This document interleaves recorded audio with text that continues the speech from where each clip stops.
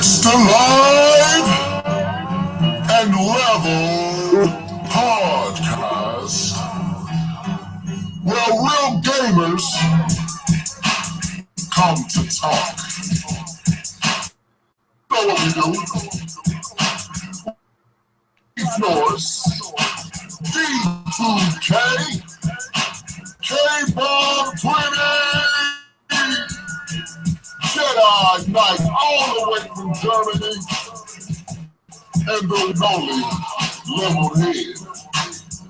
Hey, welcome to the Live and Level Gamers Podcast. Get your popcorn, people. The freaking popcorn. Go down.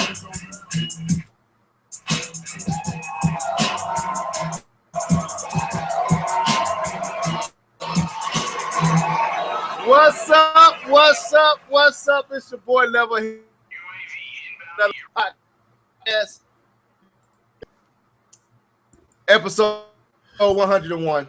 Got the whole crew here. So I'm gonna let these starting with the hat and popcorn. Can you hear me? Go ahead, Keith Norris. Oh, my bad. Dude, I had the sound playing in the messing me up. Yo, what's up, everybody, man? My bad.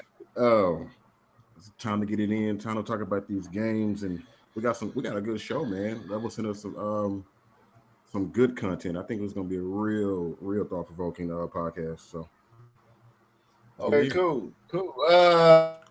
Mr. D2. I assume that you're addressing me, but you're cutting in and out, so I didn't hear what you said. But it's D2K, ready to get it in for another podcast. We're going to have a good show today. Like Keith said, it's going to be very thought-provoking. I can't wait to get started.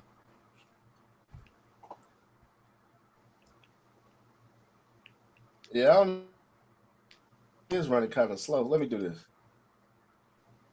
Let me eat grass. Maybe my computer got too much uploaded right now. How that doing? Is it better? That's better. That's good. All right. So I had to take the Pro Tools off because I can't do both. Anyway, go ahead, K-Bomb 20. Yo, what's up? This is K-Bomb 20, aka the Trouble Starter. Here back for a fresh podcast, ready to get it in. I see as well in Lawrence's book, which I enjoyed reading, is What that the the God heck? that they don't believe in is I told Okay. you, man, this gonna be acting crazy. Go ahead.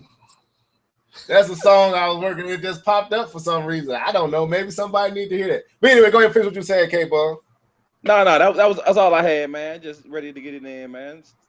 Making fires, putting them out. I'm ready. Trouble man. So we got to start calling you the Trouble Man. Hey, I'm down with that. So anyway, man, if y'all hear me step out, I'm in daddy mode at the same time, leveled head. So I'm at the right now. I'm gonna have to run upstairs here to see what's going on because one of them. So anyway, on K-Bomb 20, take it away. I'll be right back. What's it been gaming on, right? That's what he said. He kind of cut out. Yeah. Yeah, that's what I said. All right, let's make sure. All right. Yeah. So what I've been gaming on, right now it's the usuals, which is Overwatch Season 4. I've been working on the newest character on there, working with my Orisa, trying to get my skills up with that. I do like Blizzard, but sometimes they meddle with the characters too much, man. They work really hard to keep the game balanced, and I think the character Orisa, the new character, is pretty balanced where she is, but they announced they're gonna nerf her again. Gonna nerf her after they buff her, so it makes me a little upset, but it is what it is. What's her abilities? Man, so her abilities is pretty cool. She's like a mash up of several characters. So she has a portable shield that she can shoot out, kind of like even when I'm playing the game, even like Reinhardt. he has a shield that's connected to him, but she can kind of shoot it in front of her. She has like a Gatling gun, kind of like Bastion, but not as powerful as Bastion. And that's the one thing that they're nerfing is how much damage she can do. She has this this little bubble that she shoots out that can pull people into the bubble. It's pretty cool. You can use it to dump people off the end of a cliff or move people so you can just easily get into a particular position. And then she has this power, so she's very slow, moves very slow and stuff like that. But she has this defensive power that she halves any damage that she can activate this defensive mode that halves any damage that she takes for like 4 to 5 seconds, something like that. So she's a female tank. Yes, she's a robot, but the person that created her was a female, so she created her in her likeness as a female. So it's legit. It's actually pretty good. It's cool because the person who's created the robot is from Africa. Well, the Overwatch version of Africa, and she's like Tony Stark, and she's like a 13-year-old girl. So it's cool that I do like the diversity that Overwatch has with their characters, and not just staying close to cliches, but actually venturing away from cliches. So. Well, but they already have a character like that in the Marvel Universe, Iron Heart. Yes, the new Iron Man woman. Ironheart, that's what they call her. Ironheart, yeah, she is African American. Yep. I still don't know how her hair works in that helmet, but okay. We just gonna roll with that. Okay. Yeah, I did see that. So that's it as far as what you've been getting on. So man, hold on, man. You can't just jump. I wasn't done. You can't just jump in after you go ahead. Babysitting and interrupt my conversation. All right, my bad. I am the trouble starter, man. Let me get my time. So I've been playing that. Been playing 2K still. Playing with my bro. Still playing. I'm telling you, man. If you guys haven't, hopefully you Switch owners will get a chance to enjoy playing 2K online whenever you guys get it. The 2018 version of 2K. But I've been playing that, and I just got it in the mail today. Well, I've been playing The Witcher. I've been playing more of that, but I just got this game in the mail today. I finally went ahead and bought Call of Duty. Now, understand. Call of Duty? What? Call of Duty? What?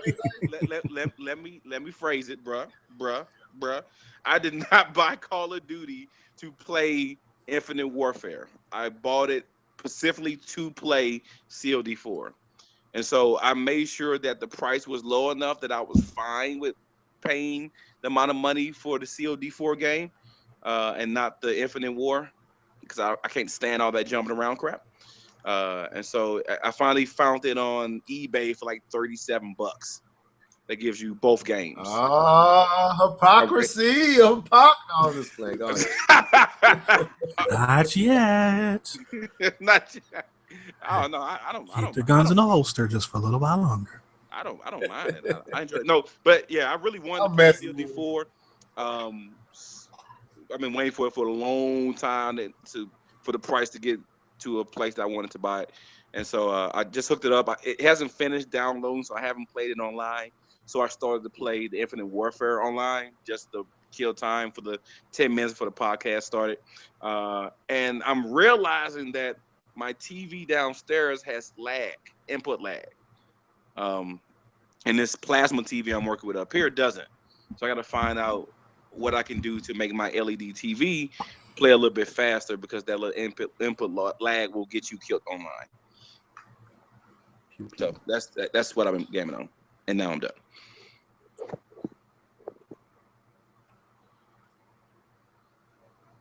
He stepped away. Yes, he did step away. Well, I guess I'll go next about what I'm gaming on. I just noticed the other day that in the queue, one of the games that I had from my Xbox 360 was available for download on Xbox One. It's a game called Hard Corps Uprising, which is basically Guilty Gear meets Contra. the characters actually is made by Arc Systems, which is the same company that makes the BlazBlue and stuff like that. It looks like the characters look a lot like that, and but it is a Contra game in every sense of the word. All Really? the weapons are there. Yeah, all the weapons are there. Like the spread gun, the laser, it's all that stuff is there, like a traditional Contra game, and it's very fun, but it's extremely hard. I mean, it is it's unforgivingly hard. You have to play it with two people in order to get anywhere in that game, because if you don't, it's going to be a long. You're going to pack your lunch to play that one, but it's fun. It's really cool. You can even put the code in for 30 lives at the beginning. Same code, up, down, left, Really? right, left, right. Yeah, That's legit. yeah, you can do that and get the 30-minute. And what was cool is that when I first booted it up, it remembered all of this.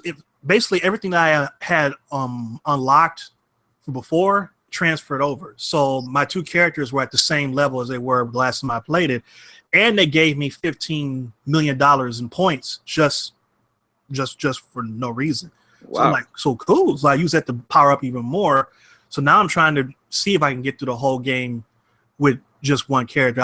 I got pretty far with playing with someone else, but it got super hard even then. So, it's if you like Contra, then it's definitely worth playing if you ever get a chance to. What game is this again?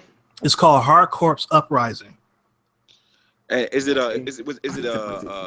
like a network game, or is it like a disc game? Is it download digital game, or is it disc? It's a digital. And this is on the Xbox One. Yeah, it was on everything. It was on PlayStation 3. So if you had it, I don't know. I mean, I don't know if it's still available to buy, but I know that I had it because I had already purchased it on Xbox Live Arcade for the 360. You said hardcore. Okay. Hard Corps Uprising. Hardcore. Hard Corpse. Yeah. Corpse. Uprising. Yeah, Okay. I'm looking at that right. I'm trying to find it right now. Go ahead, Keith Norris. All right, so I'm gonna start off small and get big. I've been playing on some Zelda. Found a few more shrines. Hold up. You doing that? What do you have that wave? The wave lab sound again? What I sound like now? You sound the same. It's just hold on one second. Yeah, I don't see it. Yeah. So I guess I'll go next while Keith getting his mic together so you can hear him. I've been playing at NBA Playgrounds on the Switch. And we kind of talked about it last week, but I actually got it. I'm enjoying the game. It does remind you of like NBA Hang Time. Not so much street. Like it does have some street in it, but it's really more jam and hang time. Right. Really enjoy the game. Looks good. I feel like they could have improved the visuals on the Switch. I don't think the game is really pushing that much, so I don't understand why there's a noticeable difference between the Switch version and the PlayStation 4 and Xbox One versions. But outside of that, I'm enjoying it. But my one frustration is the AI is cheap. That's always been the case. So cheap, man. It's always been cheap. But no, dude, like it always had, but dude, it's cheap on a whole nother level. And I would say this: the controls is a lot more complex and intricate than what you will find in NBA Jam or I don't know. I won't say Hang Time because I can't remember all of Hang Time controls, but I would definitely say is more involved than NBA Jams. You really have to time your shot right, like K-Bun was saying last week. He noticed that it would say too early or too late or whatever. Well, that's legit. Like if you it ain't no such thing as holding a button and doing a fadeaway in this game. Like at least right now, I'm not able to do it, or you're gonna miss every time. The scoring system, if you release the button perfectly, if you shoot a 3 and you release it perfectly, sometimes you'll get a point or two added to that 3-point shot. if you dunk and you dunk perfectly, 1 or 2 points added to your dunk. So the computer, anytime they need 4 points, they gonna shoot perfect. Okay. Anytime you got your meter up and you get your special shot, or they have another thing where you can do dunks times 2. So any dunk you do is automatically is double. So if you get 2 points, you're getting 4 points every time you dunk. And when you get the dunk one, you have 30 seconds of time. So as many dunks you can get off in 30 seconds, you get 4 points each dunk. Well, this is how cheap the AI is. What they anytime you get a special, you automatically gonna get ripped. I don't care if you across the board. I don't care what they're gonna do. If you go up to dunk it, they're gonna push you out the air. They're gonna strip you. Anything you ain't never gonna, especially when you get up, when you playing through the exhibition, not exhibition, but the tournaments. Once you get up into higher brackets, they get real cheap. Right now, I'm playing Dwayne Wade and Bosch. They happen to be on the same team. I think I'm in Tokyo, and I'm at the final tournament, and they the champions. I got to beat them, dude. I'm playing them like 6 times. I'll be beating them by 15 points. 1 minute to go, and I guarantee you they gonna get every perfect shot, every block, every rebound, and they gonna beat you. And it don't matter what I do. So it's kind of frustrating, but it still is a good game. Can you go 10 like before? And that's they can go 10. Well, if you I'm saying if you go 10, then you won't be able. They won't be able to get the perfect. They'll just get the regular 3 points, then, right? Instead of shooting. Right, but the goaltending is so hard in this game. It's not. That's what I'm saying. It's a lot different. Like the AI, everything they do is perfect. You're not given that true sense of control like NBA Street or NBA Hang Time or even an NBA Jam. Is kind of hit and miss with everything, and they need to sharpen it up to where you can actually shot and time it right. Like once you jump, you out of the you out of it. You in the air, jumping all the way across the screen. It's no, I don't know, synergy with it. It's a good game, but it needs to be tightened up, I would say. But I've been playing that. Keith, are you back? Keith, okay, I guess he's not back yet. But so I've been playing that. Play a little bit of Mario Kart 8. Which we'll get into. We get into that later. But I would say NBA NBA Playgrounds is a good game. It's enjoyable. Right now, there are some features missing from the Switch version. Right, you can't play online yet. All this is supposed to be coming in an update in the next few days. You can't play online. Yeah, how you gonna release? Okay, never mind. I'm not gonna go there. That's the company did that. They see what I guess because of the timing of the Switch, a lot of these ports are last-minute ports. Just like Snake Pass was basically 1 week, it was ported over and optimized in 1 to 2 weeks. I'm thinking the same thing happened here with Playgrounds. It wasn't originally coming to the Switch, but they decided to put it on the Switch. So they still doing things. So I give them a pass, but right now the online portion is not available to us, but it should be available here in the next few days. So no, we can't hear you, Keith, if you're talking.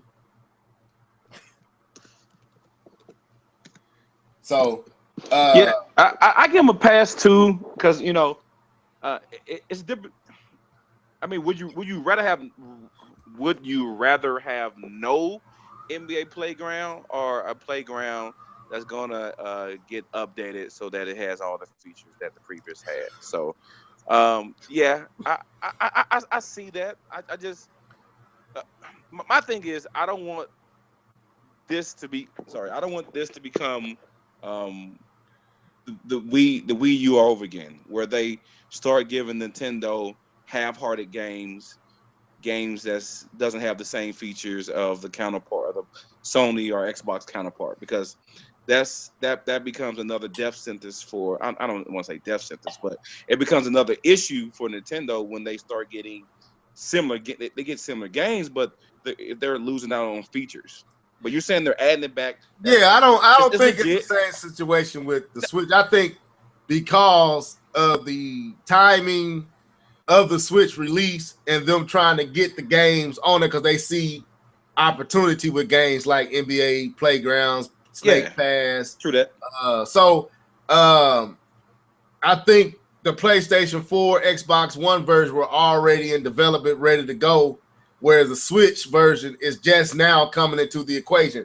And I go to the Rhyme. I think that's how you say it. Ain't that right, Keith? Is it Rhyme? Can y'all hear me now? Yes. Yeah, we can hear you. Okay. Is that game called Rhyme, where it's kind of looks like a Zelda, Rhyme. Well, if you listen to the developers, they were talking about the Switch version was a last minute uptaking, so they had to write it into the budget. It wasn't even a part of the original budget, so that's why they was charging more for the Switch version, because they really wasn't going to make it, but they decided to make it and they tried to do it all right. But I think that's what's going on right now. I think all this will iron out a few more months, and I don't think third-party and indie developers would be having this problem with trying to get that game up on us. But that's still pretty cool. That what I'm saying, that speaks to the architect of the Wii. Sorry, not the Wii, the Switch. That they can get games onto that system that fast. So that speaks very well for third-party support for the Switch. So I just hope it keeps. It stays that way, that people can, be able to have enough budget to do both systems. So, I mean, not both systems, all three systems. Right. Okay. Well, so that's what I've been playing on, but I'm gonna let Keith get in here and before we get to these topics. What you been gaming on, bro? Yeah, before my mic mess up again or something over here mess up. I don't know what's going on. All right, so I got a few more shrines on Zelda. And then I played a little Mario Kart Monday. I got in a tournament with Active Sin Gaming with Nia and all them. Got in the tournament, and then we had internet issues, and everybody got kicked out. And Nintendo, fix your stuff, man. Fix it. And the last thing I've been playing on is Forza Horizon, the expansion, the Hot Wheels expansion. Lit. Man, this Hot Wheels expansion, like, it reminds me of a Mario Kart, where it's like it's like an arcadey type of game, and then they have the little things on the track that let you go faster. It's pretty good. It's pretty good. I say anybody who likes or has Forza Horizon 3, go ahead and get the expansion, because the Blizzard mount that they put out was pretty good, and then this Hot Wheels expansion is pretty dang good too. So that's what I've been gaming on. Okay, I saw a picture of that Hot Wheels for the Forza, and it looked pretty cool. Yeah, it's pretty fun. So no Mass Effect this week? Man, you know what? I didn't even touch it. It's just been me and my son, my wife out of town right now, so I try to game as little as I possibly could, and that's all I got in. So okay, so what's that? Oh, that's my phone. So welcome to the podcast, people. That's our segment of what you've been gaming on. So we finna jump into these topics. What you eating on? What you been eating? I hear something in your mouth. What you eating on? My wife just got here with some food. So your boy is kind of feeling good. Anyway, that's funny. So let me say this. Let's touch on this hypocrisy first. Oh Lord. Since we got Mr. Troublesome Maker over here. So last week we got talking about the sales of Mario Kart 8 Deluxe on the Switch, and K-Bomb, rightfully so, brought up the fact that these sales suggest that there's a lot of hypocrisy going on with Nintendo fans, because a lot of us, and I'm going to exclude myself from some of this because I didn't do some of this. So, because I want to clarify why I'm saying I'm a hypocrite. Some of this I did not do. but I remember there was a whole bunch of controversy surrounding the whole ports, the rumored of ports coming from the Wii U to the Switch, and people was like, I don't want ports. I don't want another Mario Kart. I don't want another Smash Bros. I don't want any of these games. I don't want Nintendo to turn into what the PlayStation 4 was for the first year and a half of its life, because they criticized it so hard. And some even went as far to say I will not even buy some of these games. Well, the game came out. It passed 1 million in 2 days.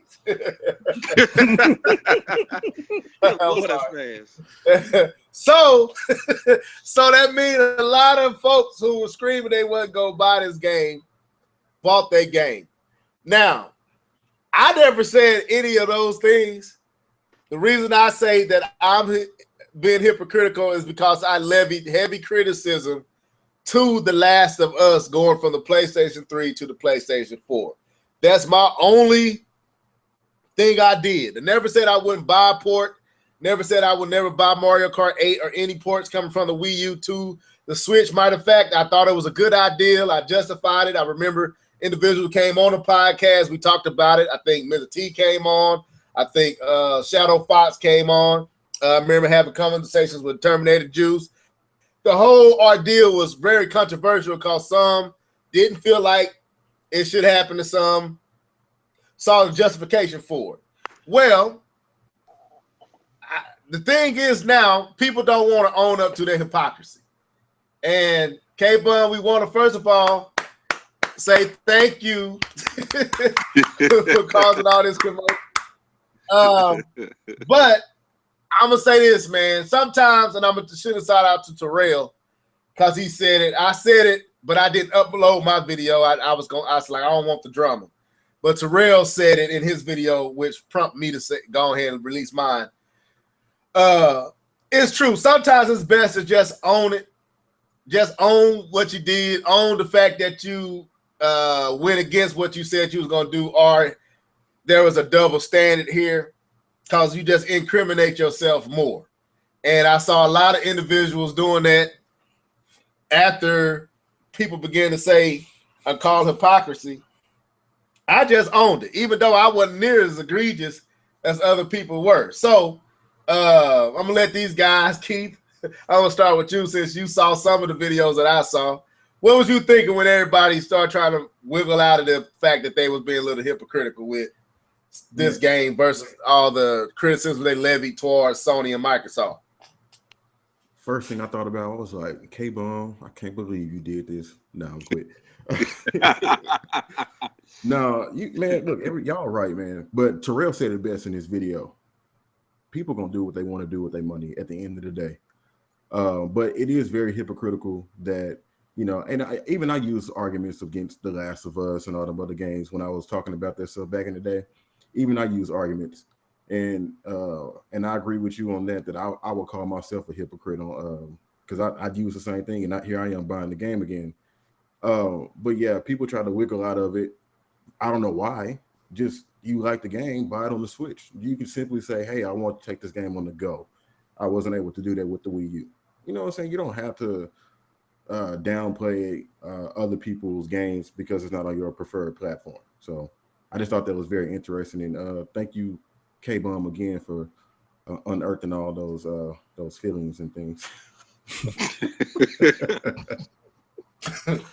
All right, I'm gonna say K-Bum for last. Go ahead, D2.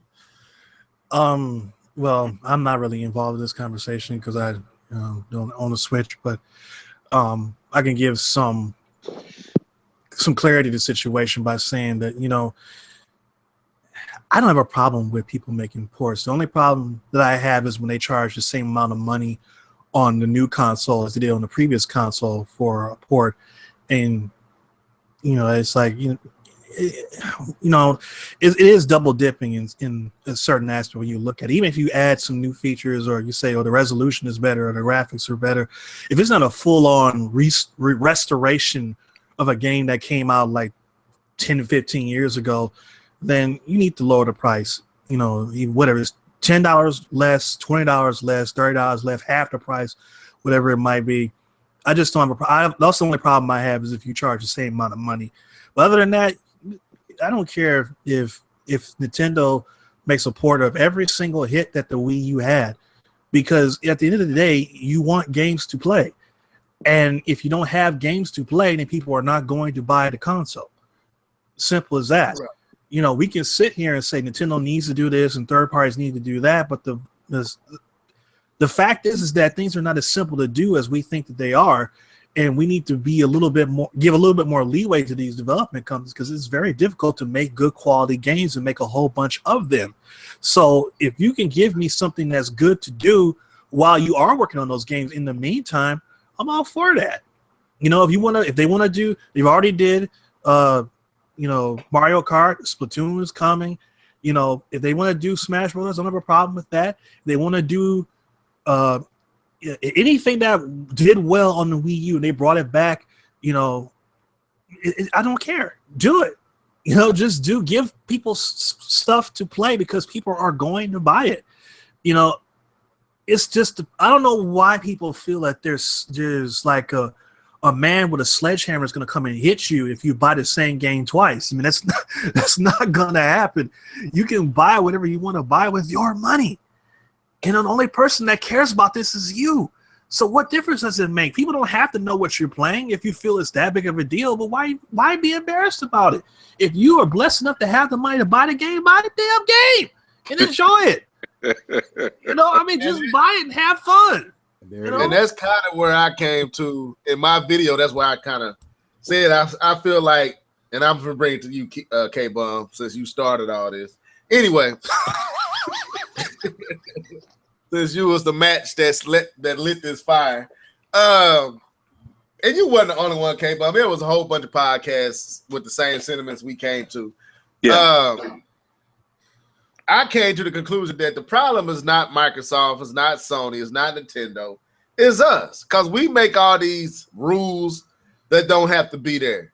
It's business. Keith said it, Terrell said it, I said it in my original video, I restated it in the one I uploaded today. It's business. If Nintendo see an opportunity to make more money off of a game that they had on a prior platform, it's smart for Nintendo to do that. Same for Sony, same for Microsoft. Who are we to say it's not right and it's wrong?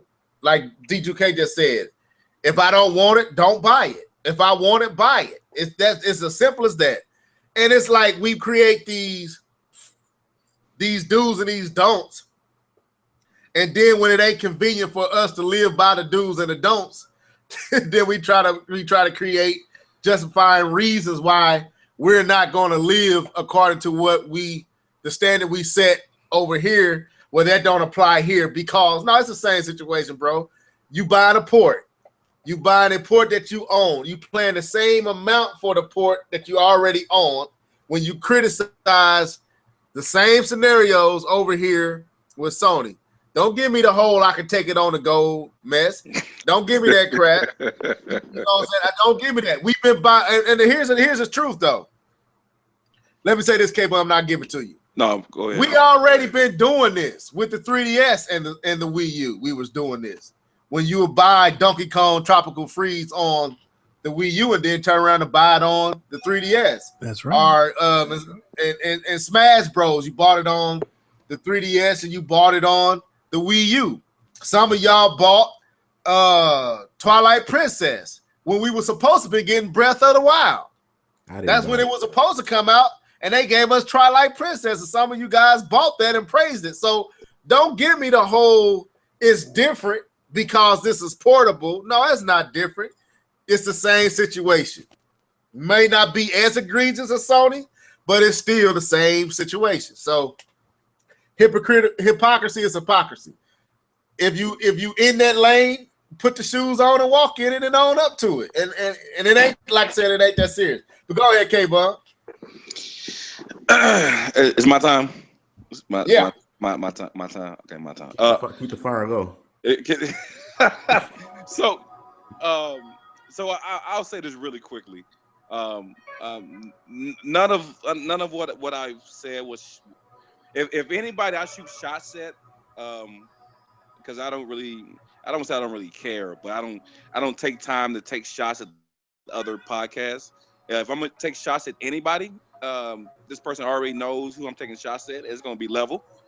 I've been taking shots at Level for Yes, about I know. 15 I years. know. 15 years now. So if I'm gonna take Basically. shots, it's gonna be straight at Level. But where the extra music coming from? Who was that? I'm watching Bloodsport. Sorry. Okay, no problem. So the thing is, and this has been my biggest thing since I came into doing this podcast and came into this industry, is that one thing I wanted to do, and it goes along with Level Head, is to not be so blindsided by my preference that I put down other people for the same thing that I'm pushing up, or that, you know, I have this, I'm so short-sighted with my own vision that I miss what's sitting right in front of me. So and that's why if anyone's ever followed me since the very beginning, I am a Sony fan, but I will take a dump on Sony just as fast as I would anybody else, probably even more, because you know, I care because my money is going into it. And so, but it's just, you know, if you like a game, like everyone said before, if you like it, then buy it. You know, you don't have to make your system of choice seem better than others by saying stuff that you don't really mean. You know, just because, you know, this system over here is doing a certain thing and yours not, and then you take that stance as if, you know, yours is better because it's not doing that. Then as soon as yours start doing what you had shunned, you make excuses for it. I'm like, come on, man, just be real. You only like what was going on with your system of choice because it was your system of choice, not because what it was doing, because it wasn't doing the same as others. So my thing is just people just be honest. If you're biased over a certain system in your system of choice, just be honest with it. Don't claim to be neutral when you're clearly just looking out for your own system of choice. So that's kind of my thing. That's why, you know, I do have an Xbox, and I do ponder getting a Nintendo system. He said ponder. But I haven't got it myself. But, you know, but still, it's still staying, you know, not just quoting my system. And you'll never really see me just, you know, waving Sony as being the best thing since sliced bread. I'll cut them up just as much as anybody else, because just because I like them doesn't mean that they do things better than everyone else. They still do a load of crap, like those crazy commercials they were doing back in about 8 years ago with the crying baby. I still don't understand that, but whatever. I'll be hypocrite if I say, you know what, those great commercials. Right. That was a load of bull crap. So I'll leave it at that. Yeah. If you want to buy a game, buy the game. You don't got to make it seem that you're higher or better than someone else because you don't do what others do. This is gaming. It is meant to have fun. If you want to buy something to have fun, buy it to have fun. You're supposed to. Don't not buy it just because of a bias. Buy the game, have fun, enjoy. I know I am. With my COD4 remaster, I'm gonna be playing that. And it brings me to a thought, I said this in my video, man. It made me think about Mr. L-Live08, man. I miss that dude. But I remember I had made this video and I was talking about, I'm not gonna say who. Well, one of them was, well, I'm not gonna say who they were, but it was several dudes that were taking their systems back, traded in, getting another system, taking that system back, traded in, get another system, take that system back, trade it in. And they was just constantly doing it. So they'd have the Wii U. They'd trade the Wii U in, get a PlayStation 4. Have a PlayStation 4 for 2 or 3 weeks, trade it in, go get an Xbox One. They Xbox One strong for 2 or 3 weeks, then they back to the Wii U. And they were just constantly doing it. So I made a video kind of going at folks who do that. Well, Mr. L Live had traded in his Wii U. He didn't even tell me for a minute. He had got rid of it for months. He's like, but we'd be sitting on the podcast talking about it, and he never told me that he had already traded in. So I asked him about a game. He's like, man, I'm just gonna be real with you, Level. He said, man, I traded in my Wii U about a month and a half ago. I was like, what? He's like, yeah, man, I'm tired of Nintendo. I'm tired of not Nintendo, but I'm tired of the Wii U. He's like, I don't believe the Wii U is going anywhere. I think the Wii U is dead in the water. He was calling this about a year and a half, 2 years after the Wii U dropped. He was saying he think it's dead in the water. He's like, man, they ain't getting any third party support, this, that, and the third. He's like, man, I'm tired of them saying stuff and it don't happen, or games supposed to come out and they get pushed back. So he got rid of it. And he said, I'm gonna get it when Super Smash Bros. Come out. Well, I had just made my video like a day or two before that, going at several people who traded in their stuff. And I'm like, man. And I was like, man, I'm looking real hypocritical because I'm not finna go at Mr. L Live. And it taught me a real lesson. Like, man, whatever a person want to do with their money, that's their right to do it. Who am I to sit up here and tell you what to do with your dollars? You spent your money, you do what you want to do. That's if you want to live that life, constantly trading in, then do it. And I never criticized anybody for trading in anything. He got a PlayStation 4.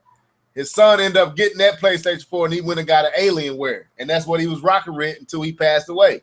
But I say this to say this, man. Sometimes it's just best to learn from your mistakes. Stay out of other people's pockets. Stay out of other people's lane. Let them do what they want to do. And at the end of the day, it's business. These companies got a right to get their money's worth out of a game if they feel like it has potential to sell more games. They got a right to go after that money. And there's people out there that's obviously want it because Mario Kart did reach 1 million sales in 2 days. Hey, somebody wanted that old port. So to add to that, you know, it might have been situations where they didn't get to do the game quite like they wanted to the first time.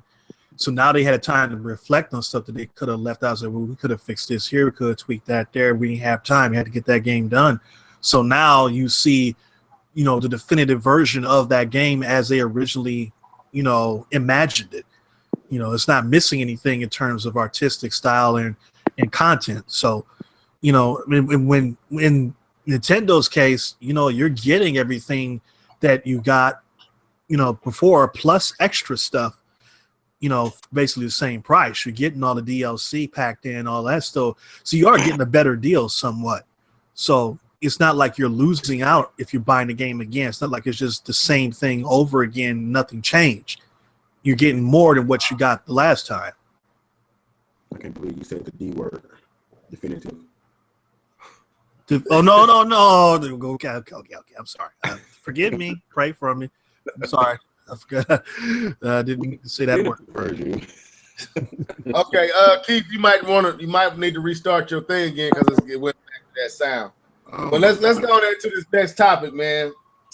Sticking with Nintendo, they just basically kind of laid out the details for their E3 plans. One of the major games they're going to be pushing is Mario Odyssey. They're not going to the stage, which we already know that. They're going to have like a digital event. They're going to have Treehouse back, but they're also going to have tournaments. One for Splatoon 2, one for ARMS. And here's another thing. Brilliant. With the Nintendo showcase or the Nintendo digital event, what I'm hearing is there's not going to be any 3DS games discussed at that if I'm not mistaken. Yay! They're only going to be dealing with Switch titles. Everything that's coming out between E3 and the, I guess, physical year. So sticking with you, D2K, what's your thoughts on this, man? I love it. I absolutely love it. That's exactly what they need to do. Nintendo doesn't need to go on the stage ever again. It's just they really don't. I mean, they don't know what they're doing up there anymore. Anyway, they're much more. It's who they are as a company right now. Digital events fits them perfectly. So they need to just stick with that. You know, Sony and Microsoft can still do the stage thing, but Nintendo doesn't need to do that anymore. They're beyond that. I love the fact there's no 3DS talk. That's great. You know, you can have a separate Nintendo Direct to talk about 3DS stuff at some other point. I love the tournament idea. I like when they had the Nintendo World Championships a couple of E3s ago. That was a smart idea. I remember how lit it was and how hyped it was when you had the Smash Bros. Tournament and, the crowd cheering and everything like that. Like I said, some people may not be old enough to remember, but I remember it just took me back to when I was a kid and watching the movie The Wizard, with Fred Savage and how him and this other guy were playing against each other. And then they, on last round, they got to play Super Mario Brothers 3. And that was the first time anybody had seen it. I got that same vibe watching that Smash Bros. Tournament as that movie. And that's the type of mentality Nintendo needs to have to draw people in that are based on the other side of the fence. Do more stuff like that. Get comfortable being in your lane. The digital event, the tournament, and having stuff to do on the floor. That's what Nintendo does best. Just double down on that, and I don't see one thing wrong with their E3 plans at all. Okay, I agree. But I don't want to talk yet about my mouth full of food. Oh, already done it. Go ahead, man.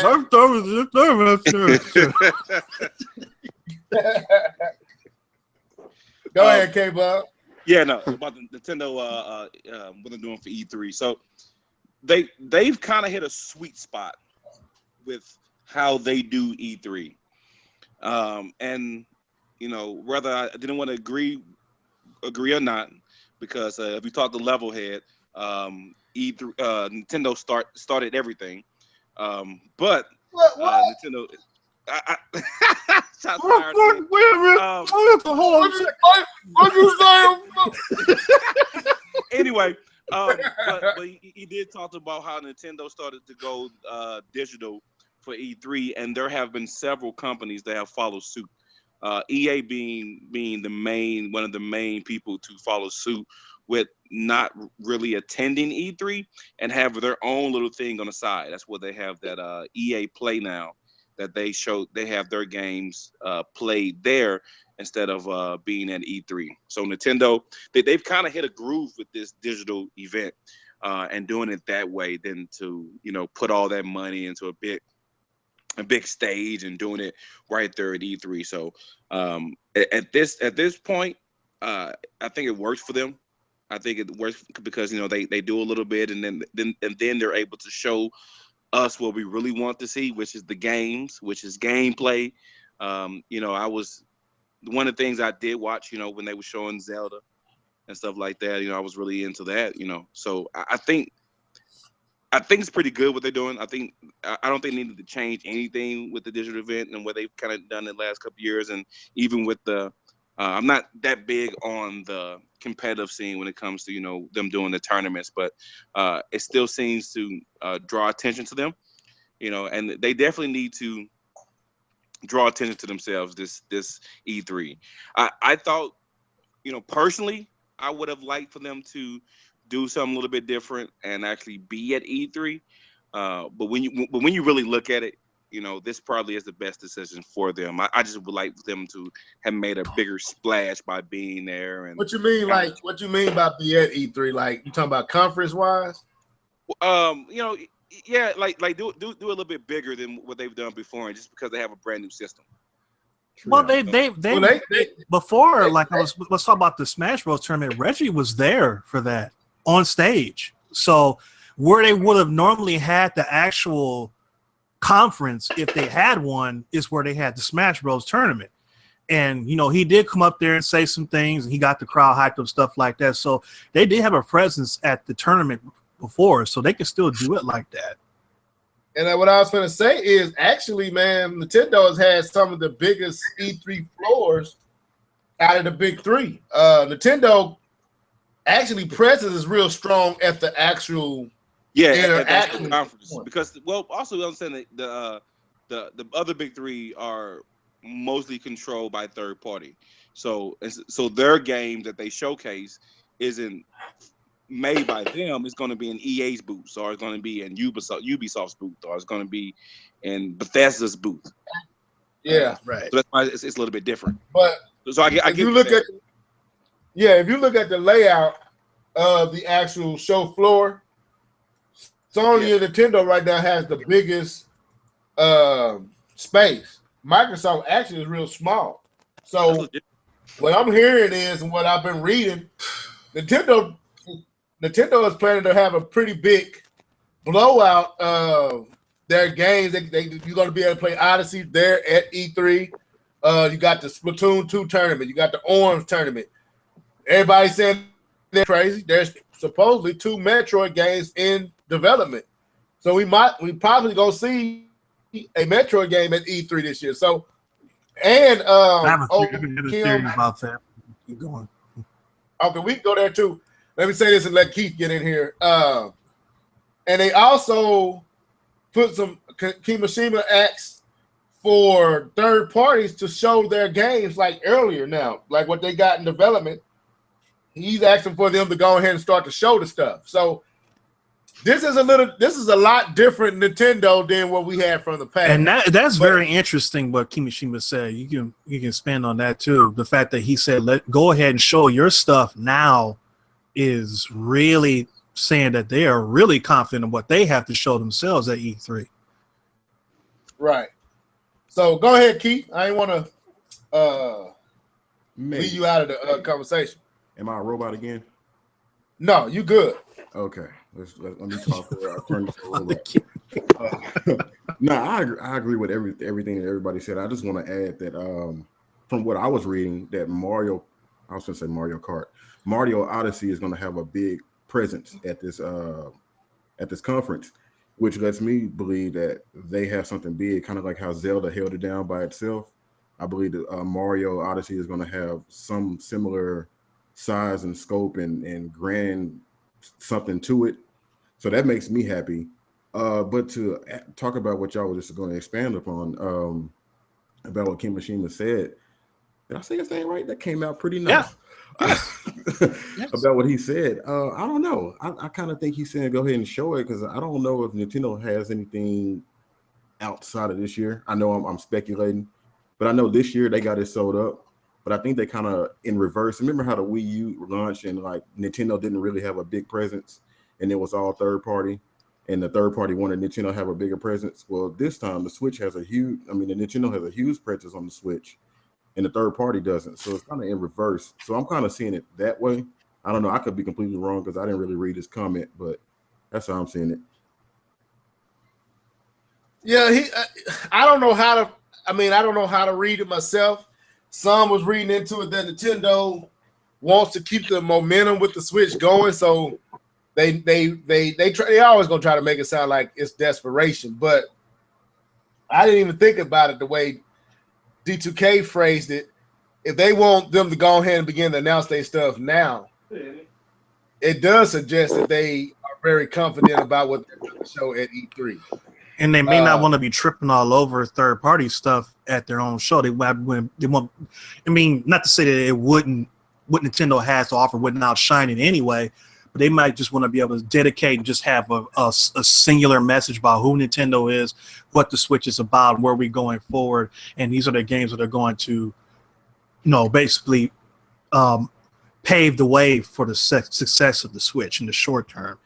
If you got third parties up there showing, Call of Duty this and Assassin's Creed that or whatever that could be coming to the Switch, maybe not, it might take away from it a little bit. So we'll see what happens. This is a possibility. Yeah, and the fact that a lot of third parties are having their own stages and own showcases, they might not.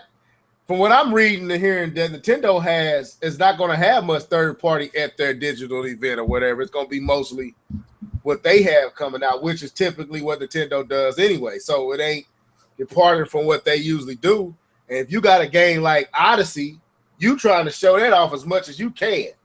And Call of Duty, I'm sorry, but Call of Duty ain't gonna make and break Nintendo as far as not showing it at they direct.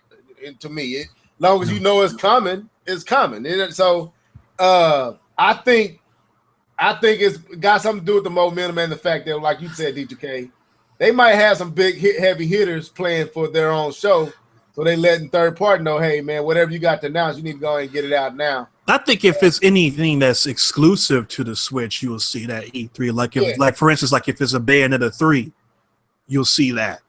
you know, or if there's another game from Shin'en coming towards to Switch, you'll see that, you know, stuff that's, you know, a Monster Hunter, you know, something like that. You'll see that. But as far as just multiplats, if they're coming to the Switch, they might just announce it somewhere, but it won't be at the main digital event. So was his comment directed toward E3, or was he just saying it in general? He was talking to I think it was after they announced sales and things like that. He was talking about how he wants in an interview. I think somebody was questioning. He was just talking, and he said how he wants third party to start showing what they have for the Switch. Like he actually really didn't say third party. He kind of was talking about it seemed like he was talking about a specific game that he knows is in development that he wants them to go ahead and start showcasing. That's what it sounded like to me. Not just we want third party to start showing what they got for the Switch. No, it's like it's like he was not naming the company, but you knew he had a company in mind when he was saying what he was saying. So many was thinking it's Capcom. Some speculating that it's what's that group? Square Enix. Between one of those Japanese companies. He might not even be referring to a Western company. So Vanquish 2. Let's do it. So it's a lot, man. Like I said, the swagger that Nintendo has right now is very evident, and they real confident. You can see it in how they talking. Like we would have never saw them say we need third party. Go ahead and start showing what they got for the Switch.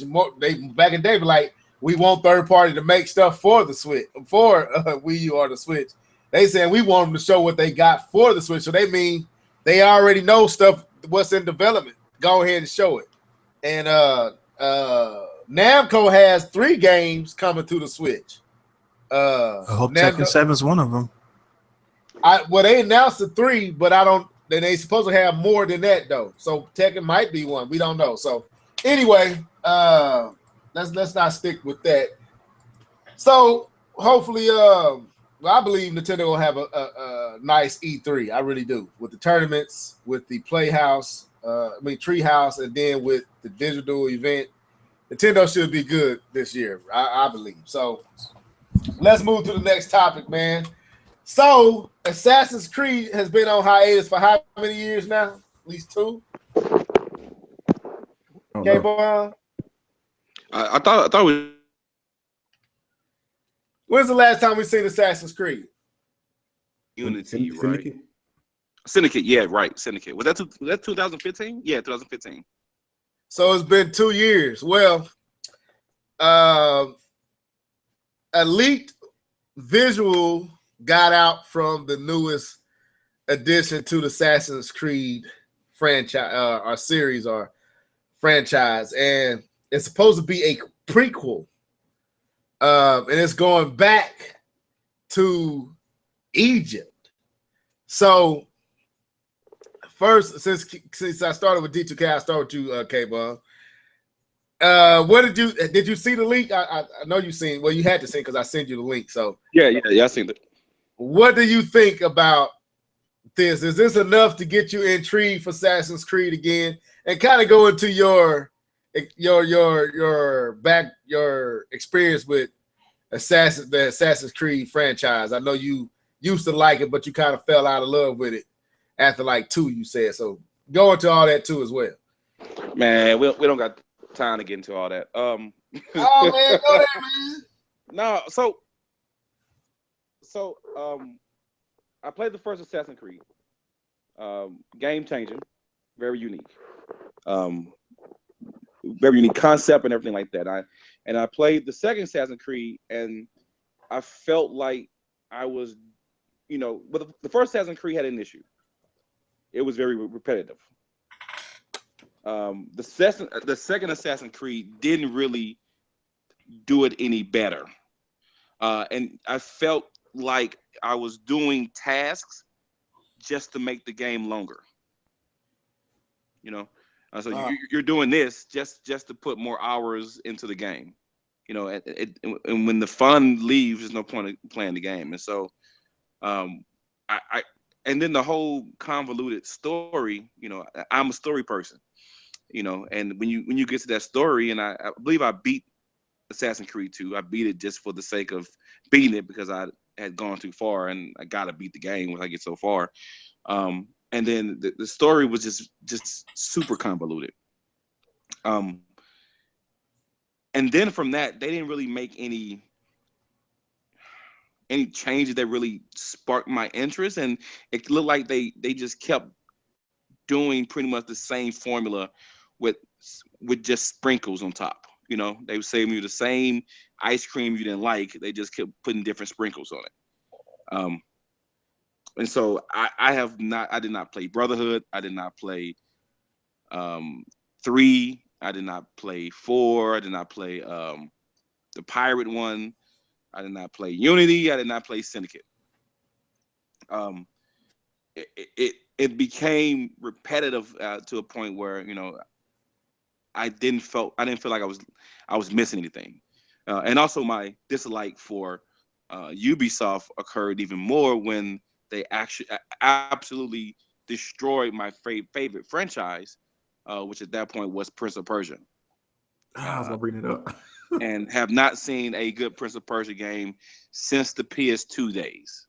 Actually, the PS3, no, PS2. That was not Warrior Within, but the Sands of Time.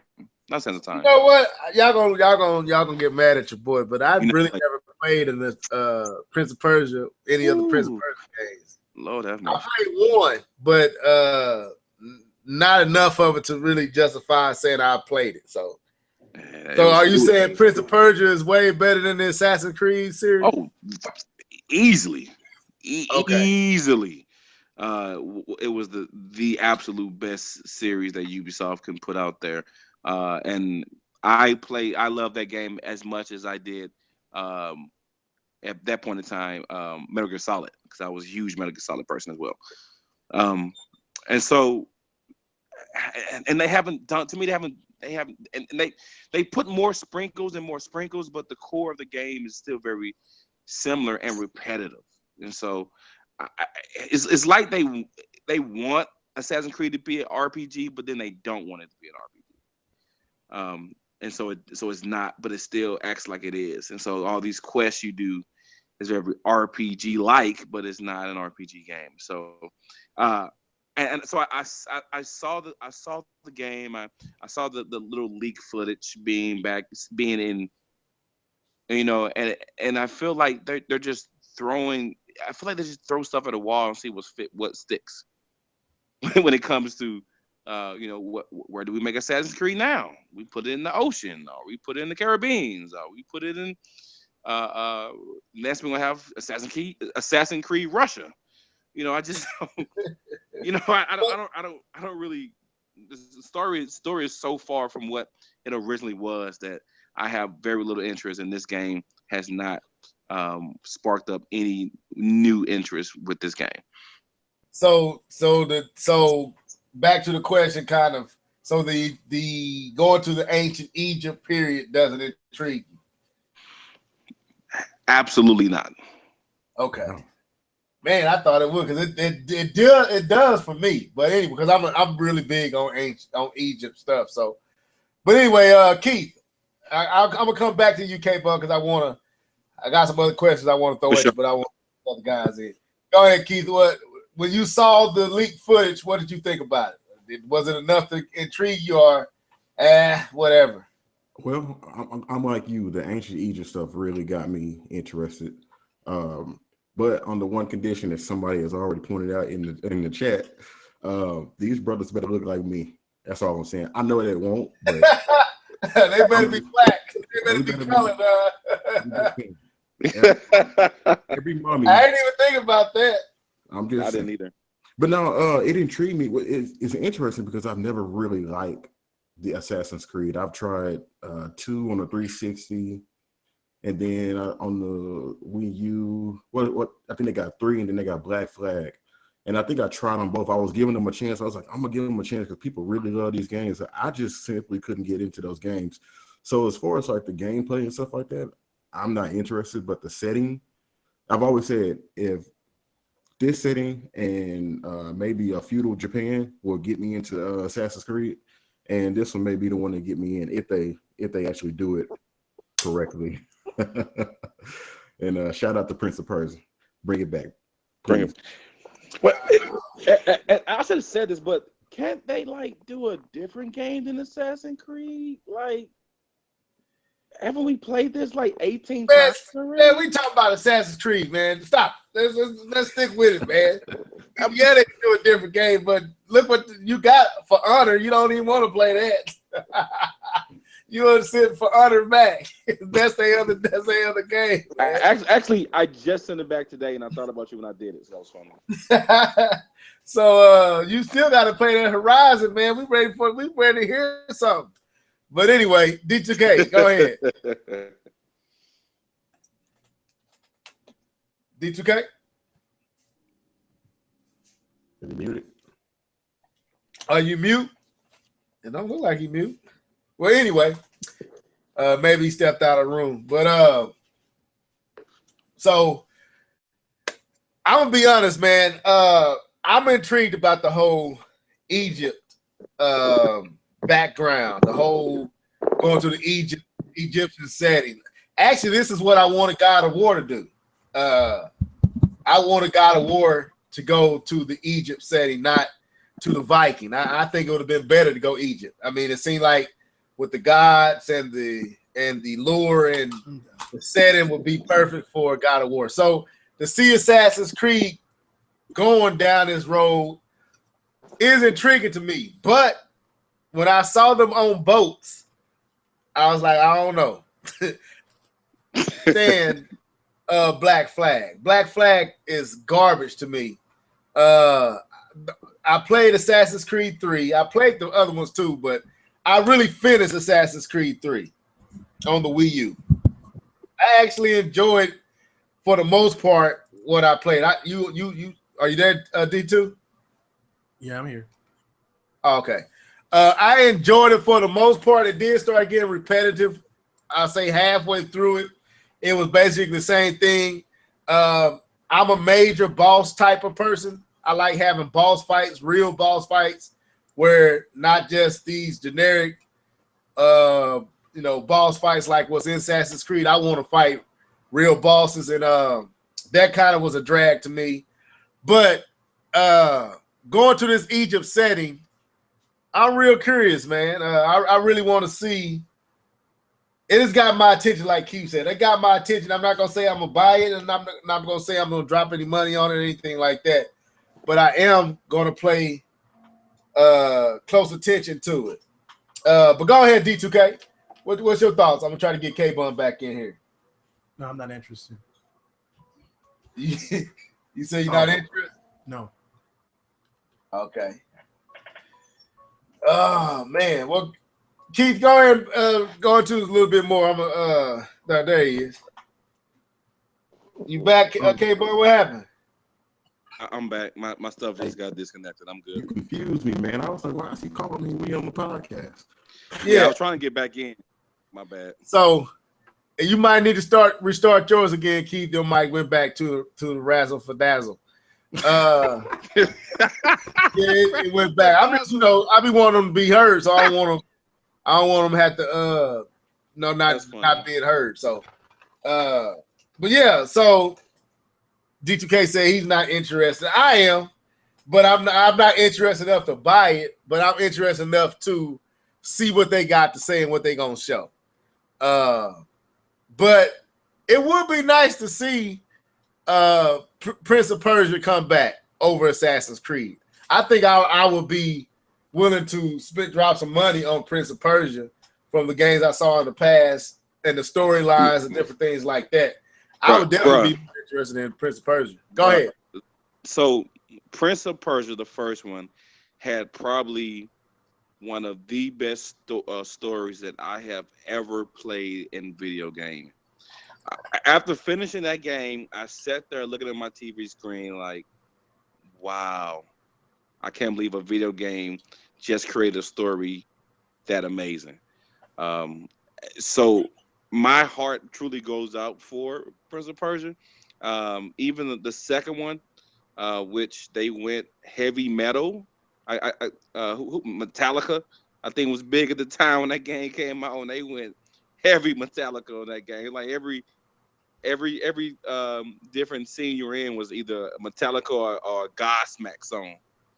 So other than that, it still was the gameplay actually for its time was very unique, and they did some new things, some different things, man. And even the third one was it wasn't the best one, but the story, it went back to a story that was similar to the first one, man. It was if you haven't played the Assassin's Creed series, guys, just go back and play the 1, 2, 3, whatever that new crap that they did on PS3 and whatever. Don't even waste your time. But I mean, it's just the story is amazing, and that's what drew me in. But the gameplay was worth it, especially for when it was made. Man, Leonardo S. There's no blasphemy in my words, bro. Black Flag was garbage, man. You spent like 80% of your gameplay was on the waters, shooting bombs at shooting at other ships. It wasn't that good, man. It was one of the worst in the series. I'm sorry. And Assassin's Creed 3 was okay. 4, no, I'm sorry. Black Flag could have took the flag down and put a white flag up and raid surrender. That's what they should have did. So anyway, Keith, you back? Are you back before we go into this next topic, man? Because I want you to kind of lead us into it.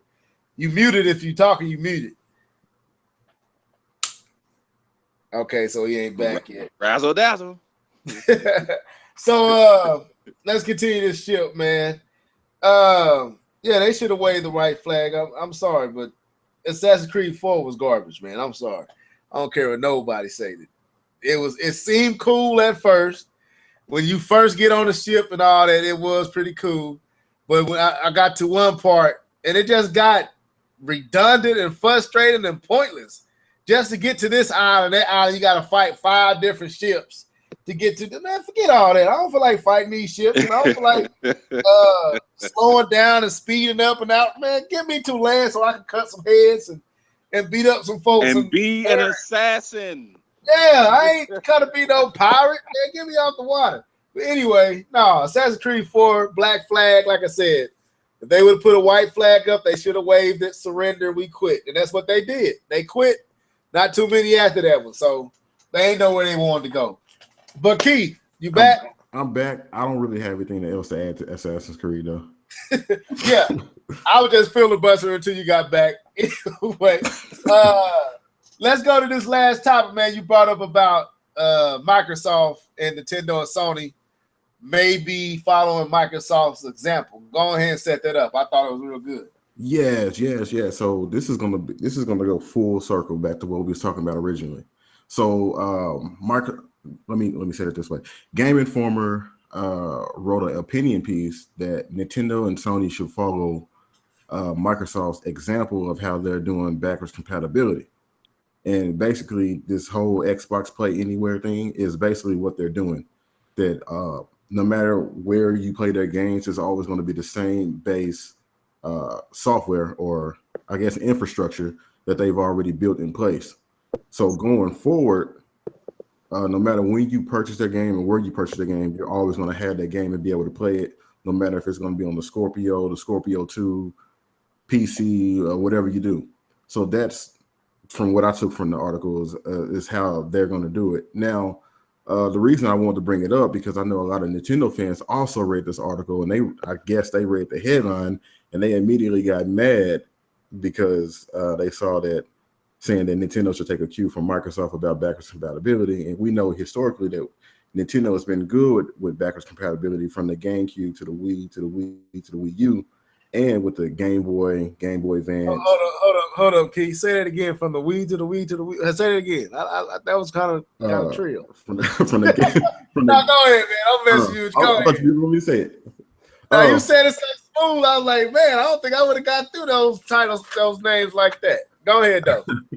No, but then also the Game Boy Advance to the DS to the 3DS.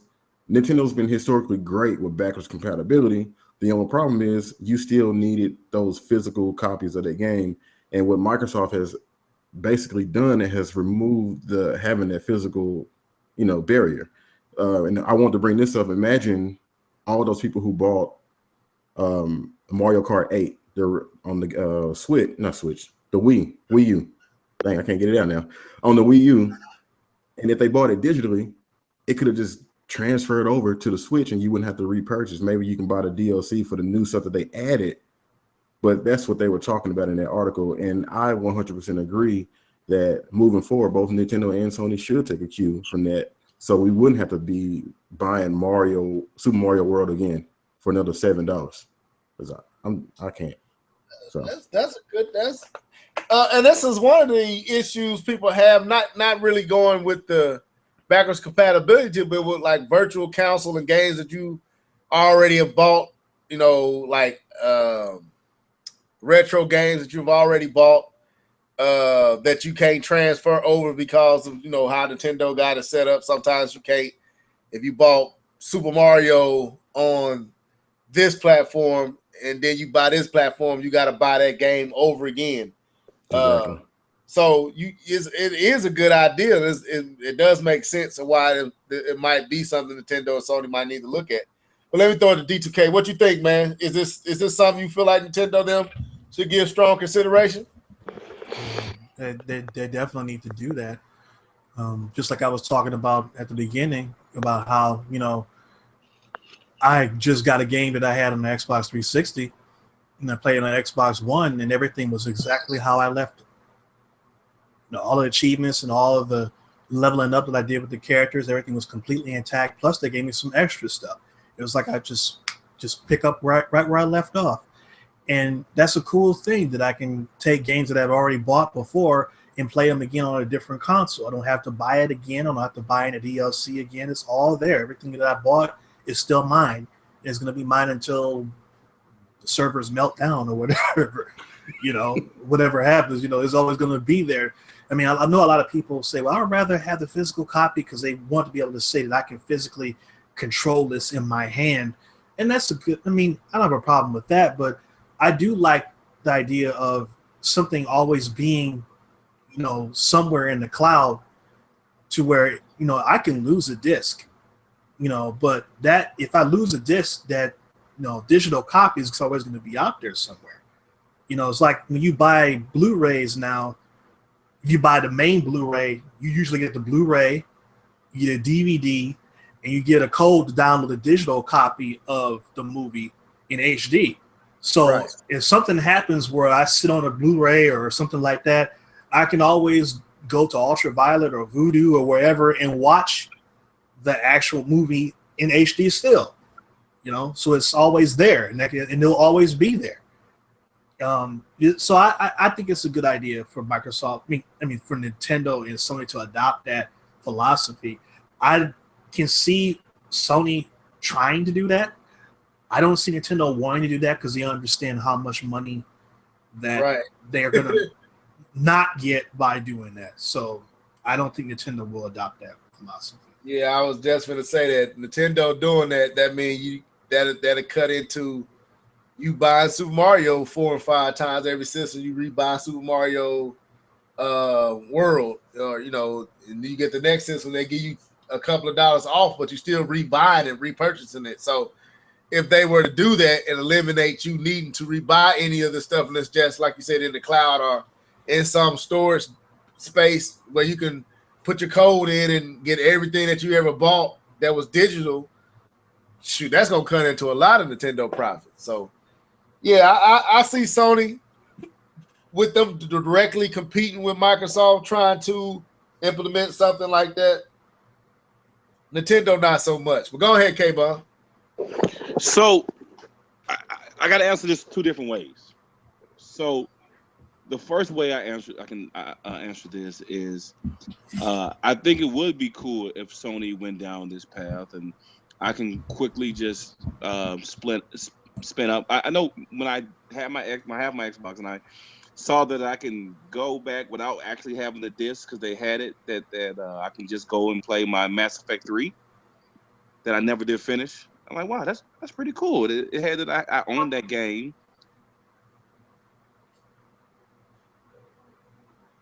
What'd you say? Say again? You just stopped talking, bro. What happened? Oh, my bad. It must have cut out. Can you guys hear me? Yeah. Oh, I was still talking. Go ahead. Fell asleep or something.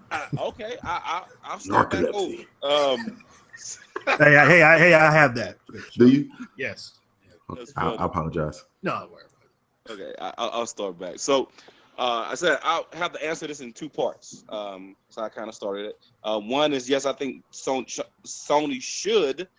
The first part I'm gonna answer this because I thought it was really cool when I turned on my Xbox and I was able to see that my Mass Effect 3 was there and I could just start playing it. Same thing with the Castle Crasher game. I never did finish, but I can just start playing it on my Xbox One. So I thought that was really cool, and I think that would be beneficial, especially with all the other Sony titles that I have, that I can just quickly be able to just play that since I had it on the system. So I think they should. The thing is, I don't see that happening. Definitely not for this generation. Maybe not, depending on how long this generation goes, because of their contract with what was that name of that company before they bought it out? But the streaming company. Geico? No, not Geico. Yes. Not Gaikai. Gaikai. Yes. The contract they have with them and absorbing them, that I don't see them throwing away the PlayStation Now. I don't think it makes them a lot of money, PlayStation Now, but I think it does well enough to make a profit. And I don't see them dumping that whole infrastructure that they've created just to give you backward compatible, and then now they lose out money because you're not paying for the subscription. So I think it would be cool if they did that, but I don't see what avenue leads them down that path except people stop using PlayStation Now will be the only way to see it. Man, I'm gonna be honest. Going back to the whole physical versus digital aspect of this, the Switch is literally changing my thoughts on do I want physical content, because of the size of the actual cartridge. I never owned a 3DS, or DS or anything like that. So dealing with these small cartridges are kind of like I don't really feel like keeping up with these things, So I've been really contemplating, do I just want to buy stuff digitally? And I think I think I have more games digital right now than I do physical. I just have Mario Kart 8 Deluxe and Zelda Breath of the Wild. Everything else I'm playing is digital. And I'm kind of liking the convenience, like you just said, K-Bum, of just turning it on and it's there. I don't have to get up or take anything out or put anything in. If I want to play this game, I just exit out of Breath of the Wild and hit Playground or hit Snake Pass or hit Fast RMX. And if they can create a backwards compatible system where it works just like that too, and I don't have to go through physically going up and putting this disc in, dude, like that's another aspect of it. I think, man, I'm really considering like, do I need all this physical stuff? With the Switch, I'm my whole idea on this is starting to change. But go ahead. Anybody else have something? I went digital last generation with the Wii U. I guess generation. I don't know if they still say that, but yeah, I fell in love with digital. I had a bunch of digital games, and that's why I still have my Wii U. Unfortunately, I wasn't able to keep all my WiiWare games that I bought and all my old retro games that I bought because by the time I found out that you needed your Wii to transfer to your Wii U, I had already got rid of my Wii. And this makes me mad. And then they said I could call Nintendo to get my games retroactivated on my Wii U. I didn't even want to do that. I was like, I shouldn't have to go through all of that. So shout out to Microsoft. I'm going to give props where props is due. We don't always got to hate on Microsoft. We can show them some love sometimes. Yeah, I mean, dude, I'm with you. Like, that's why I ain't sent my Switch out to get fixed yet. I don't know. I don't want to lose all what I got saved on it. I don't feel like going through all that again. So I'm like, man, I'm going to go out here and buy me another micro mini thing and see if I can save. If it worked, I ain't sending it off. Let's go keep it And these, if it ever got stolen, I know it's mine by the melted back. As it's personalized now. It's tattooed for me. So anyway, but yeah, I'm with you, Keith. I think Nintendo should consider this, but like D2K said, it's too much money that they're forfeiting to consider it. I see Sony doing it because they're competing directly with Microsoft. Even though, like K-Bomb said, with Gaikai, I think that's what you said it's called, right? Yeah. Being a part by them buying that streaming service, that might play into their that might make them reluctant to do it. But I definitely see Sony doing it before Nintendo doing it. Nintendo, I think Nintendo is I don't know. They making money, but they also frustrating people at the same time. Cause how many times should I have to buy Super Metroid over again, or the original Mario, or the original Mario Kart, or whatever game that you've already bought 2 or 3 times as you go to their next system and their next virtual console? Nintendo should honor the purchases that you've already made of that stuff and give it to you on the new systems. Exactly. And to me, is highway robbery. That's one aspect I won't give Nintendo no pass on. That's highway robbery, man, and it's really cheap, and it's really exploiting their fans, and they're exploiting us. And to be honest with you, so I would love for them to do this what Microsoft is doing, where once you buy it, you own it, no matter what platform you buy. That's your game. To me, that's fair. that makes sense. And like you said, Keith, you got to give them respect for what they're doing, because it is forward thinking, and it is honestly, I think it's showing consideration for the consumer. That's how I feel about it. So let's hit this last topic, man. We get out of here. When did GameStop become dope dealers? Somebody tell me when we can walk a GameStop and buy weed now. I heard, and whatever fix you need. They can buy a game and get you some heroin, buy a game, get you some crack, buy a game, get you some weed, some meth and amphetamines. That's that new used game deal they got going on. Man, so what y'all think about this story? This is like the second time this has happened with GameStop, where they have sold somebody a used game that had drugs inside of it. How did you let that get past you? Dude, you can't let that get past you, man. That's the whole thing about it. It ain't no way that they didn't that sum up with this.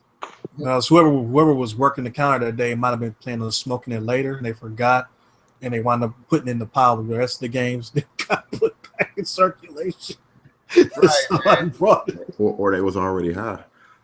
Or they smoked one of the joints in there. They was too high to realize what they was doing. Well, they routine when you go in, when you trade anything in at these spots, they open it up, they take the disc out, they examine the disc.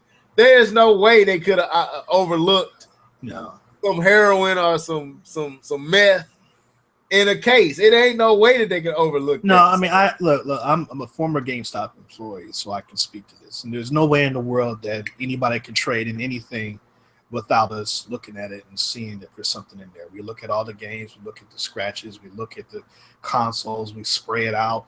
If there's little friends crawling around in there, we take that and put it in a plastic bag and put it to the side.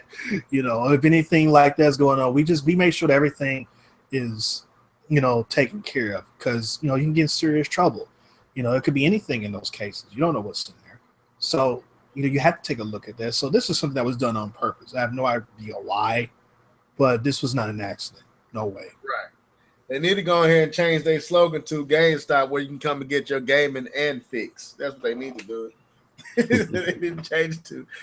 Anyway, let me stop. But I found that kind of interesting, man, that this is the second time. If it was one time, you'd be like, oh, but this doesn't happen twice. So that's kind of abnormal to me. Not the same store, is it? I don't know. I don't know if it's the same store or not, but No, it wasn't. they keep catching L's. That's all I know. Like, this is like It's like how many L's in a row can one store? Like they got caught telling their employees to lie about stuff. They making fake bundles for the Switch. Now they got caught being dope dealers, man. I mean, like, what else can you do? Where did this happen? Where did it happen at? Well, one of them was in Florida. I think that was the old one. I forgot where the new one happened. Okay. Yeah, GameStop just can't catch a break, man. They selling dope. They lying to employed customers. Dude, what they doing? I mean, maybe they put so much pressure on their employees that they hide drugs around just to stay functional. They probably they're probably planning on smoking that themselves to get through their hours. That's what I was saying before. Somebody was like, "Yeah, I'm gonna hit this later on, dog." But they forgot. So it is somebody else. Yeah, I'm going the next time I go to GameStop. I'm like, can I get some weed with that? What type of drugs y'all got back there I can get off for y'all, man? So, but anyway, that's all I had. I think what really is GameStop is the Meek Mill of the gaming industry. Oh wow! It is. They are taking these L's. They taking some L's, man. The Bow Wow. Oh, dude, did you hear about Bow Wow taking pictures talking about he's on a private jet, and somebody caught him in what's that the comment section of a plane? Yeah. And he oh man. Anyway, let me stop.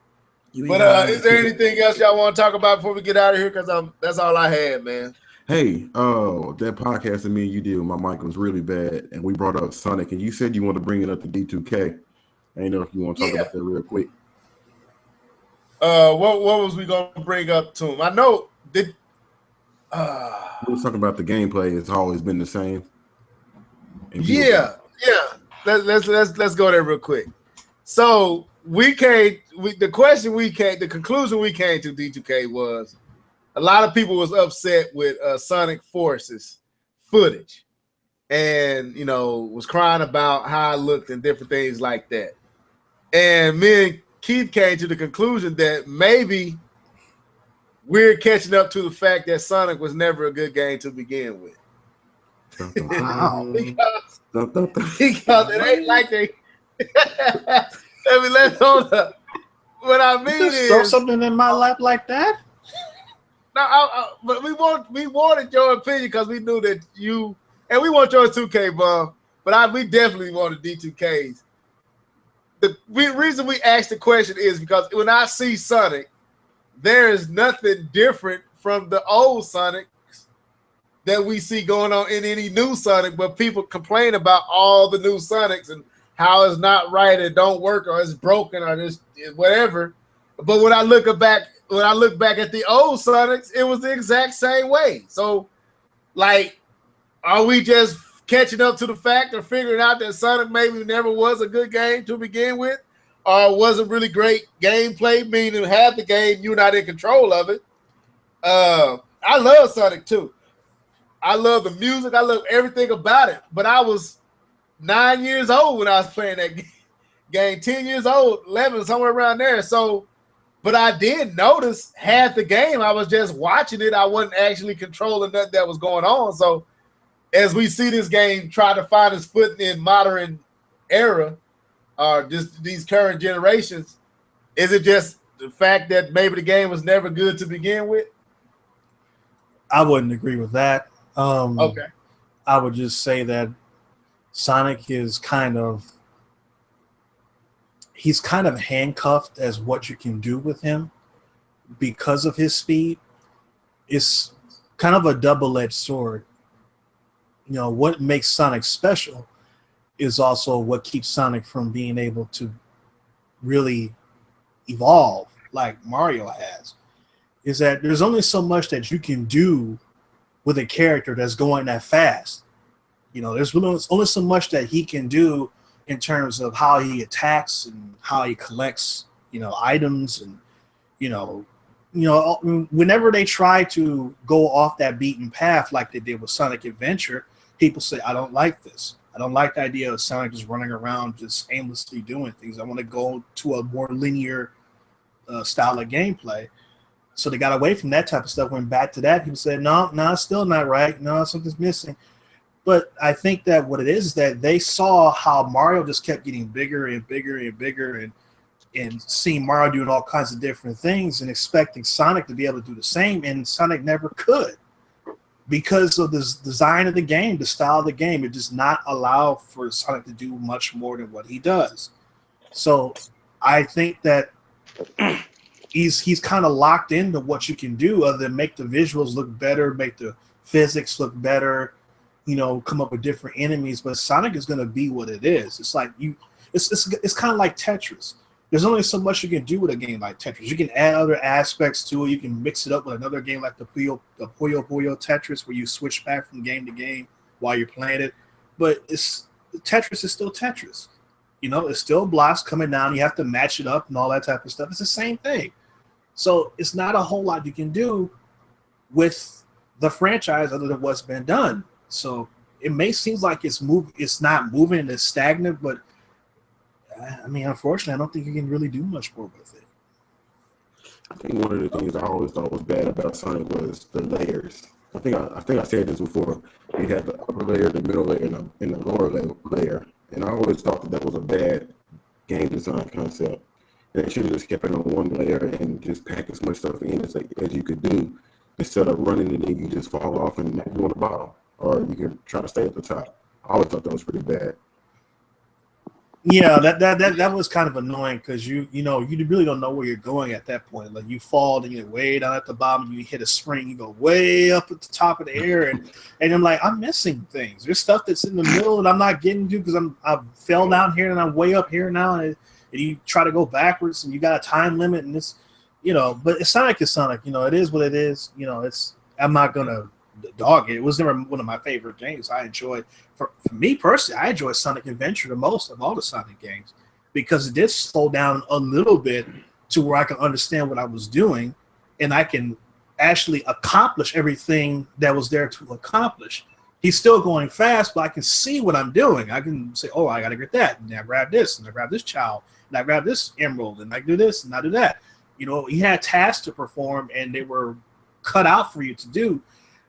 And with the Sonic regular 2D Sonic games, you're tearing through everything. You're missing coins. You hit a spike. Oh, I lost all my coins. Got to start over. Or my rings got to start all over again. So it's I don't know. Sonic is what it is. Yeah, I agree. I mean, that's what I'm saying. Sonic has always had. It's not that it wasn't fun back in the day. I just wondered again. What we thought was fun and great might have just been great to watch as he was, like you just said, breezing through the stage. Were we actually really playing that or just watching that? But I'm going to give it to K-Bum, then y'all can come back in. Go ahead, K-Bum. What's your thoughts, man? Well, I was never a big fan of Sonic. So I'm not going to have too much to share here, but the thing is, as we kind of stated beforehand, it's looking at all these other platformers. They were able to grow as they got older and able to kind of go into other places and reinvent themselves. But Sonic has never been able to do that. It's never been able to reinvent itself truly and stand out to what it was when it was nostalgic, when it was the cool guy on the block. That kind of gameplay was cool. I mean, we never had anything like that really, when we came out in the Sega days, and he trailed new grounds. But once that new ground has been trailed, and you kind of have to reinvent yourself, what can you really do? And they try with the whole Knuckles thing and add another character, and then like D2K said, going 3D and moving around, and the speed, and but it never could regain kind of that feel that you had beforehand. So I definitely think the first three Knuckles was, but when they had to reinvent itself, it just fell flat. And and at a certain point, I stopped caring about Sonic's game because I would just wait for the backlash of people saying how bad it was, and I wouldn't waste my time with it. So let me ask this, and this is something me and Keith talked about too, and we can get out of here. Should they? Because probably to me, the Sonic team doesn't know what to do with Sonic. Sega doesn't know what to do with Sonic. Should they just sell Sonic to Nintendo and see what are at least just give it to Nintendo, ask Nintendo to make something of it? I believe Nintendo could. I believe Nintendo can make something real good. And Keith brought up a good, interesting point. When you look at Sonic and Smash Bros., it seems to work better than anything the Sonic team is able to do. Like, and I know it might be unfair to say that because Smash Bros. Is not running around like crazy, but just to set it in the 2D, it seems like Nintendo could easily take Sonic and make something great out of it, in my opinion. Just like Mega Man, I feel like they need to get it. I would say something to that is that Smash Bros. To me seems like a testing ground for Nintendo looking into dabbling into other franchises and doing partnerships because, like you said, Sonic does move a lot better on Smash Bros. Than he does on any of the recent Sonic games we've seen. And I'll even take it a step further with something else. I was impressed on how accurate and how close to his actual gameplay that Ryu was on Smash Bros. When I look at the way he moved and everything, and I compare that to Street Fighter 4 and 5, I'm like, this is picture perfect. I don't feel like I'm sacrificing a single thing on how he moves from a regular Street Fighter game versus Smash Bros. But it feels like it belonged there. So you might be onto something with Nintendo actually getting their hands on Sonic. Maybe they can breathe new life into the franchise. I gotta give credit to Keith. That was he the one. I mean, I heard this said before, but he used Smash Brothers, and I never thought about how smooth and buttery Sonic moved. Mega Man, like I ain't seen a Mega Man brought to that type of look, and they really captured Mega Man and what Mega Man is all about in Smash Bros. And like you said, Street Fighters with Ryu in Smash Bros. I play with Ryu all the time, and doing a roundhouse was butter. It was like Ryu, uppercut, everything. It had his Smash Brothers take, but it still felt like quintessential Ryu, so I gotta give all that to Keith. That wasn't my idea, but I definitely feel like Nintendo could do something with Sonic. Nintendo could definitely do something with Mega Man, and I think they might need to consider letting that company have them, man, because they ain't doing nothing with neither one of them characters. Capcom ain't doing nothing with Mega Man, and Sega is definitely taking Sonic under. Like they killing Sonic. Sonic is drowning with all these horrible Sonic games. It's like it's basically can't find a bubble underwater, man. So but go ahead, Keith. No, I was just saying that. What was I saying? I don't know. Partnership. With, I'm pretty sure they wouldn't want to sell Sonic, but they definitely probably do a partnership. But Reggie, man, I know you can listen to Reggie. I know you out there.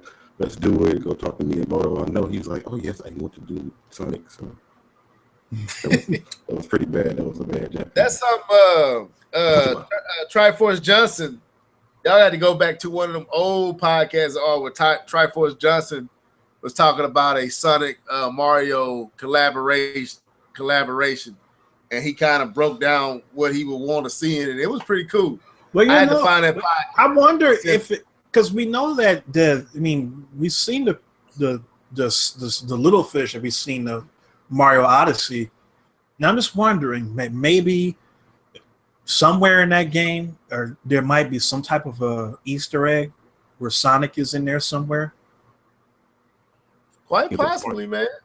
If they're smart. But that's my point. We remember what I said, man. It looked like Sonic rings, but kind of find out that they actually did have some of those type of rings in 3D World. So, but again, it just proves the point that it seemed like Nintendo knows how to modernize their characters, and I believe Nintendo can really capture Sonic and bring them to the modern, give them a modern take that's accepted.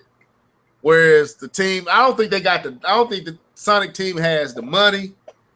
They don't have the creativity, nor do they have the resources to actually do it.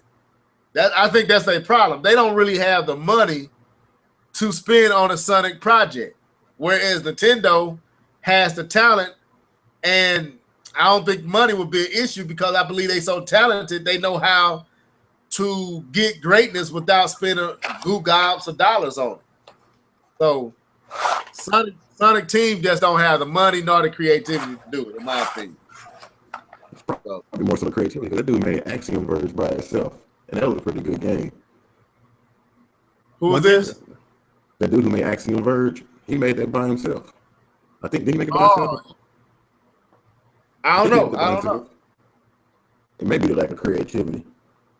They keep trying to bring up. It's lack of creativity, man. So they got the money. They just lack the creativity.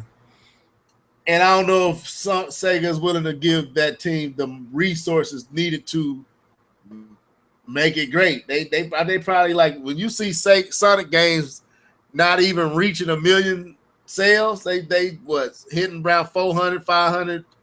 That's about it. That everybody finna drop no real money on making a Sonic game when you look at Mario and he's selling 8-9 million copies. Of course, they're gonna keep pumping money into an Odyssey or a 3D World. Sonic ain't seen them type of sales in years. So, yeah, man. Ever.